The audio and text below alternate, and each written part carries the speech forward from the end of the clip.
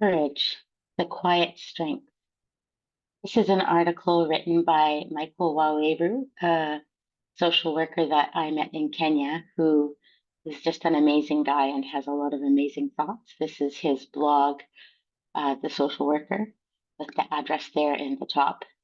I will put the link in the description below as well. I was just moved by this essay and wanted to read it on YouTube, and he gave his consent. So please sit back, close your eyes if you like, and listen. Courage is often portrayed as loud and bold, the kind of bravery that faces danger head on without a second thought. But I've come to realize that true courage does not always look like that. Courage is often quieter, more personal. It's the strength to keep going when no one's watching, the resolve to do what's right, even when it's hard. For me, courage isn't just about facing physical danger. It's about standing up in everyday life against fear, against self doubt, against the obstacles that hold us back. Courage is the single parent who works tirelessly to provide for their family, even when they're exhausted. It is the student who pushes through failure to keep learning and growing. It is the person who speaks up for what they believe in, even and especially when their voice shakes. Courage in its truest form is facing your fears, not without them, but despite them. It's acknowledging the anxiety or the uncertainty, but moving forward anyway. There are moments in life when the easy way out seems tempting and giving up seems like a relief. But courage whispers, keep going. And that's when the true strength emerges. Sometimes courage is about vulnerability. It's admitting when you're wrong or asking for help when you need it.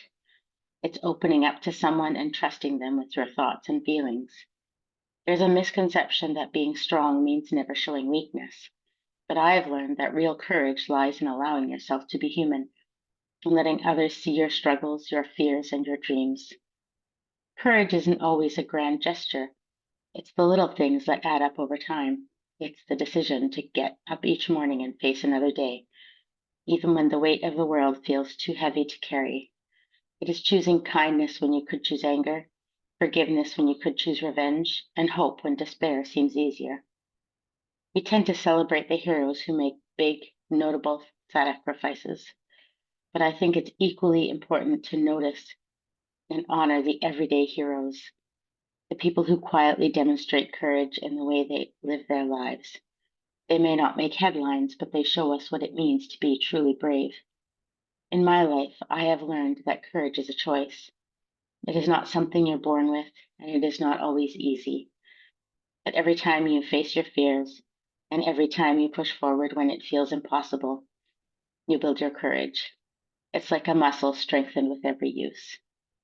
In the end, courage is not about being fearless. It's about acknowledging the fear and deciding that something else is more important. It's about showing up day after day for yourself and for the people you care about, even when the road is difficult. That is what courage means to me.